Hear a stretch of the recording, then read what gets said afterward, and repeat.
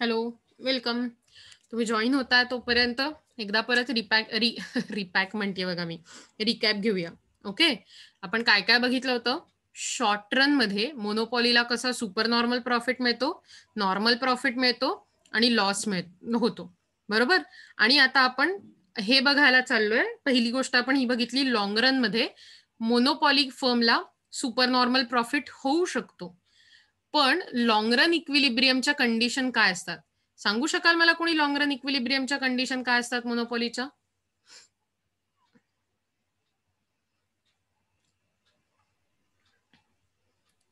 अच्छा, मला सांगा, नुसते इक्विलिब्रियमचे दोन कंडिशन काय असतात?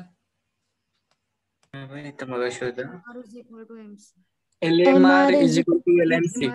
Very good. LMR equal to LMC ही पहिली झाली. आणि दुसरी कंडिशन कोणती होती? LAR is greater than LAC. नाही, LMC should cut LMR from below. बरोबर ना? इक्विलिब्रियमच्या दोन कंडिशन आठवा. एमसी ने एमआर ला खालून कट केलं पाहिजे आणि MC should equal to MR, right? एक सेकंड हा बाळांनो, माझ्याकडे काहीतरी इंटरनेटचा प्रॉब्लेम आलाय. हा,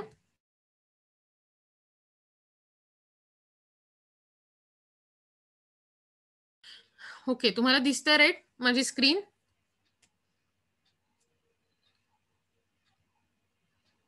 ओय, यस मॅम. हा, आता एकदम तुम्ही फुल ऑन फॉर्मातच यायला लागलात. तुम्ही काय तुमच्या सिनियर्सचे धडे गिरवायचे विचार करताय का काय? पण सिनियरना पण सांगता येतं आणि ज्युनियरना पण सांगता येतं बरं का शिक्षकांना, हे विसरू नका. चला, तर मी तुम्हाला सांगत होते की दोन इक्विलिब्रियमच्या कंडिशन कोणत्या आहेत, आणि त्याच्यानंतर मी तुम्हाला हेही सांगितलं की आता तुम्ही मला सांगायचं, सुपर नॉर्मल प्रॉफिट मिळवण्यासाठी आपण शॉर्ट रन मध्ये कोणती कंडिशन बघितली होती?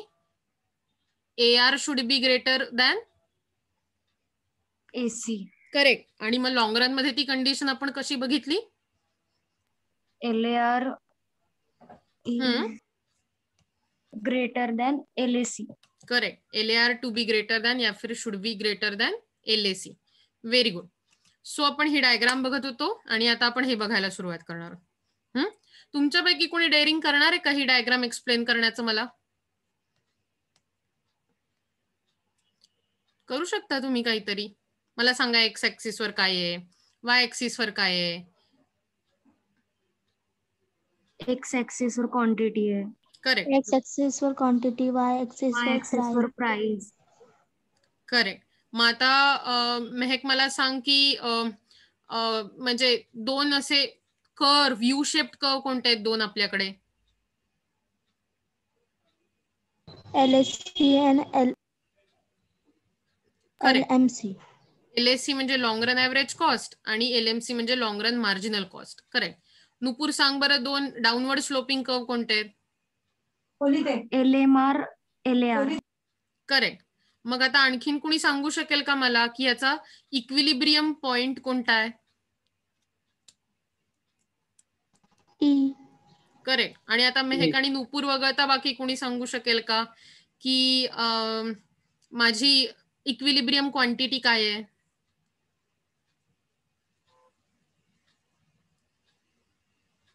रिअली दोनच लोक आहेत ज्यांना उत्तर द्यायची इच्छा आहे? अरे, आपण पर्सनल शिकवणी घेऊया. बाळांनो, काय सांगा बरं, की फक्त अटेंडन्स लावायची? मग मी तुम्हाला आत्ताच देऊ का? ओके, सो मला आत्ता दिसतंय कोण बरं? जुईमा, तुला माझा आवाज येतोय का? Yes ma'am. सांग बरं मला, इक्विलिब्रियम क्वांटिटी कोणती आहे?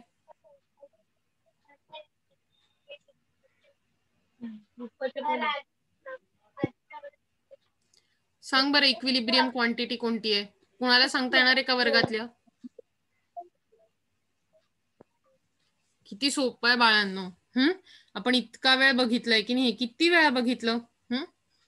Okay, Rahul, anybody? OQ. OQ. मग हे दरवेळी असं विचारायचंय हा मी, प्रत्येकाला पर्सनल अटेन्शनची गरज निर्माण झाली आहे का काय तुमच्या वर्गातल्या? ओक्यू ही जर इक्विलिब्रियम क्वांटिटी असेल तर मला सांगा, प्राइस किती आहे? नुपूर सांग बरं प्राइस, म्हणजे कुणीही सांगा, नुपूरच नाही, म्हणजे मी त्यांना ओपन करते, कारण बाकी तुम्ही कोणी उत्तर देत नाही. ओपी ही प्राइस. ओके, सो आता मला सांगा, ई हा इक्विलिब्रियम पॉइंट आहे, कारण आपल्याला हे समजलं की LMC आणि LMR हे या पॉइंटवर इक्वल आहेत. So LMC equal to LMR, आणि LMC म्हणजे लॉंग रन मार्जिनल कॉस्ट ही खालून इंटरसेक्ट करते LMR ला, राईट. मग आता मला सांगा, मला जर माझी ऍव्हरेज कॉस्ट शोधायची असेल तर मला ई पॉइंट वरून कुठल्या कर्ववर जायला लागेल? LAC. करेक्ट. मग मी असं चालत गेले तर मला कुठला पॉइंट मिळतोय? C. Correct, C point. C point. आणि इकडून ई पॉइंट वरून मी आणखीन खाली जाणार एक्स पर्यंत, एक्स ऍक्सिस पर्यंत. सो मला कोणता पॉइंट मिळणार आहे?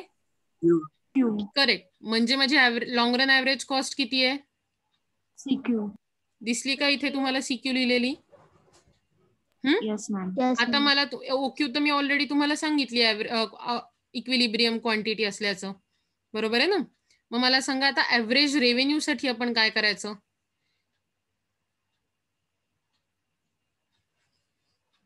ई पॉइंट वरनं कुठल्या कर्ववर जायचं? LAR. ए पॉइंट. करेक्ट. LAR कर्व वर जायचं की आपल्याला ए पॉइंट मिळेल. सो दॅट विल बी आपला ए पॉइंट. आणि मग खाली कुठल्या पॉइंट पर्यंत जायचं? Q. करेक्ट, Q पॉइंट पर्यंत जायचं. एकच सेकंद द्या मला.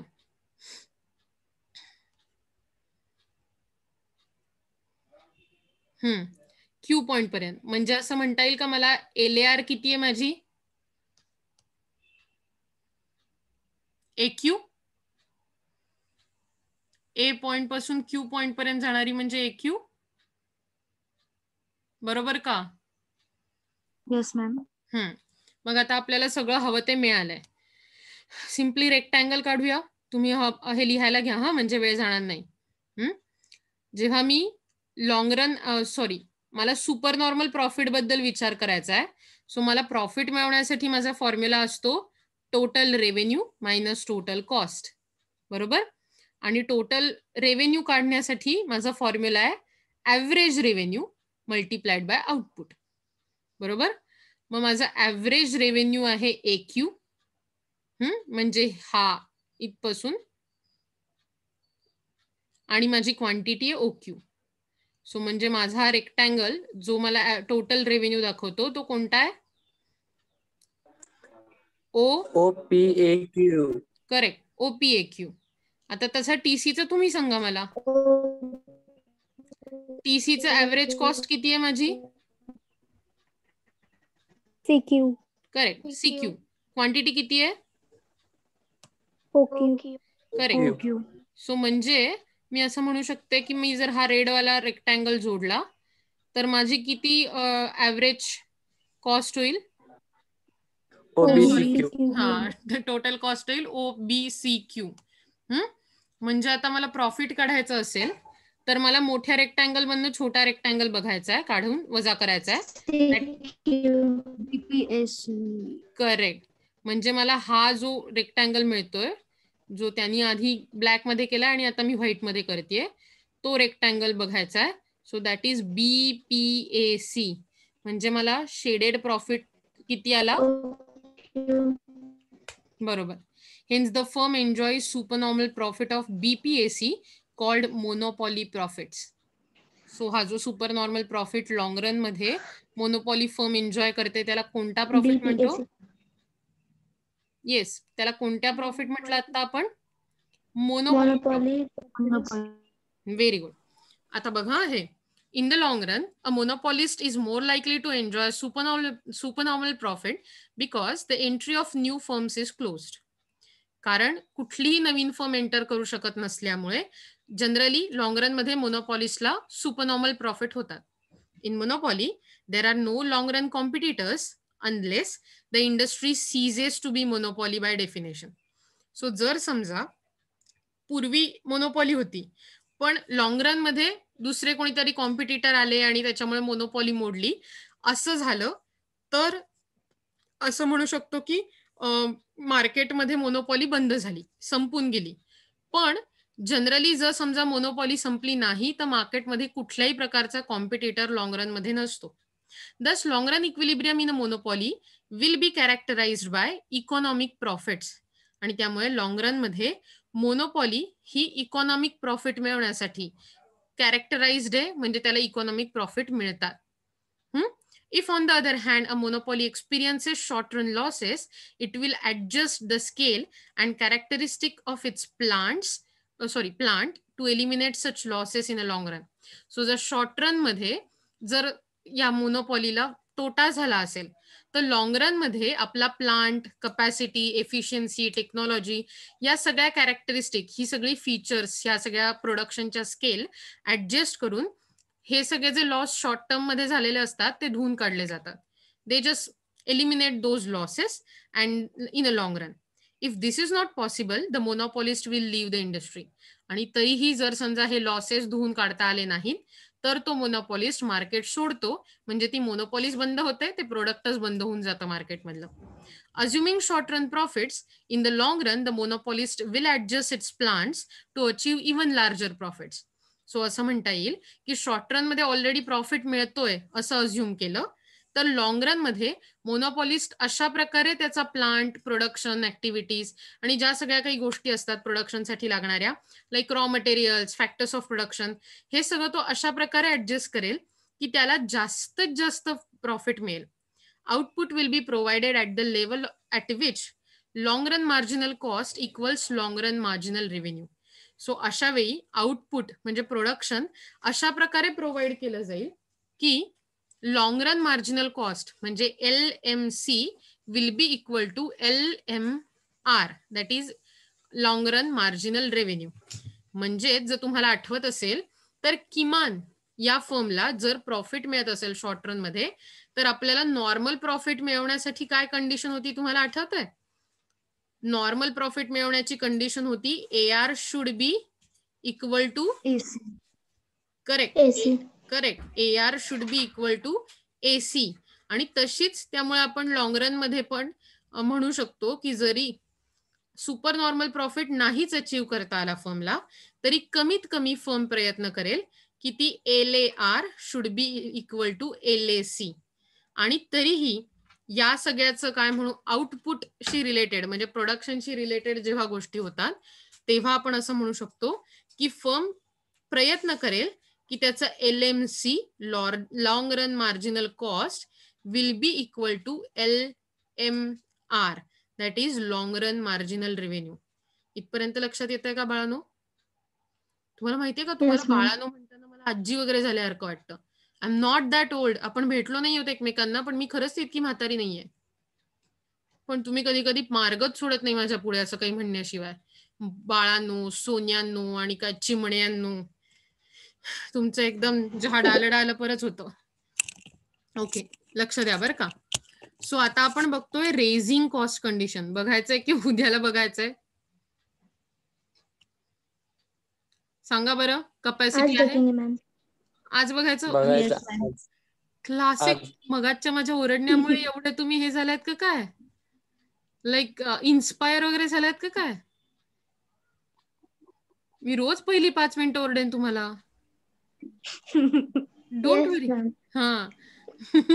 पण तुम्हाला खरंच लक्षात येणार आहे का? नाही तर मी उद्याला हे शिकवेन, मला काही प्रॉब्लेम नाहीये. मी तुम्हाला देते राईट. ओके, आपण वोटिंग घेऊया. Voting is good always. So ज्यांना वाटतंय की आपण हे उद्याला बघावं त्यांनी हात रेस करा बरं त्यांचे. ओके.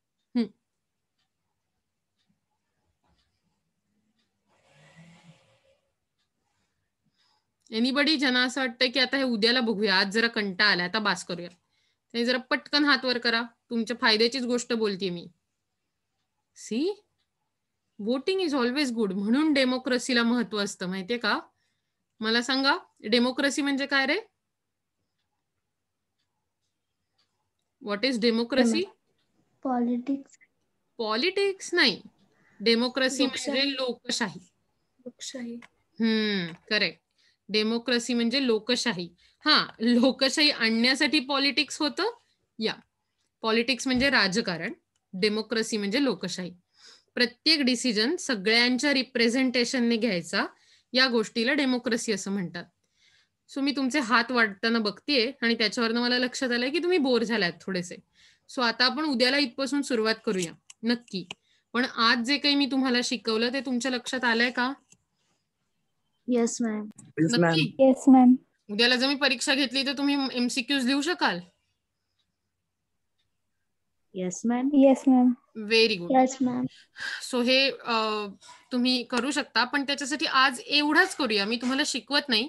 ही जी डायग्राम दिसते ना तुम्हाला, ती फक्त ड्रॉ करून ठेवा बरं तुमच्याकडे. मग तीन डायग्राम आहेत पॅनेल A, B, C. ती फक्त ड्रॉ करून ठेवा, म्हणजे उद्याला आपल्याला डायरेक्ट शिकायला सुरुवात करता येईल. Okay, draw Yes, it ma'am. Please. आणि मग आपण लगेच बाहेर पडूया. डोंट वरी. बघा, एक्स ऍक्सिस वर आउटपुट आहे, म्हणजे परत क्वांटिटीज. वाय ऍक्सिस वर आपल्या आवडीचे प्राइस, कॉस्ट, रेव्हेन्यू.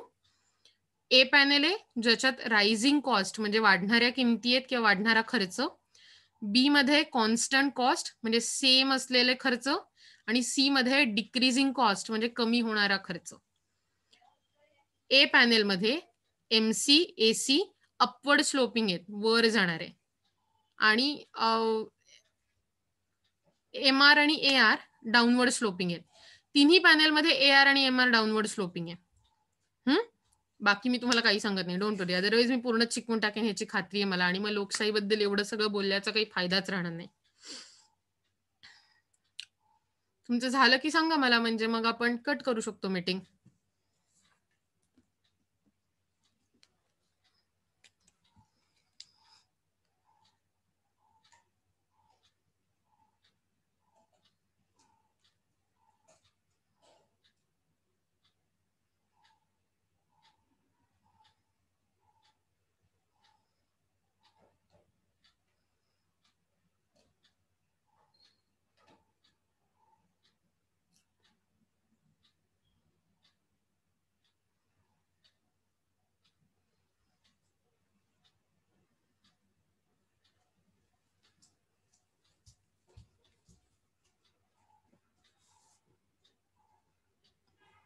झाली का काढून?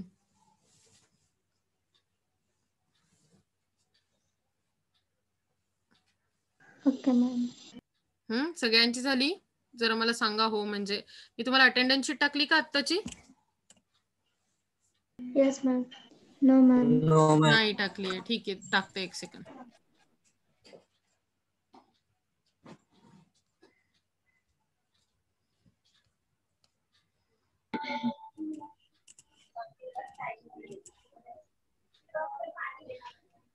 बाय द वे, आज मी तुम्हाला तुमच्या ग्रुपवर एक व्हिडिओची लिंक पाठवणार आहे.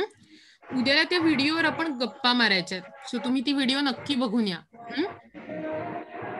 मी काय सांगते ते लक्षात येतंय? मी असं म्हणतेय की मी तुमच्या व्हिडिओवरती लेक्चरची नाही, लेक्चरची लिंक वेगळी असेल, एक छोट्या व्हिडिओची लिंक पाठवणार आहे, आणि त्या लिंकवर उद्याला आपल्याला डिस्कस करायचंय. ओके?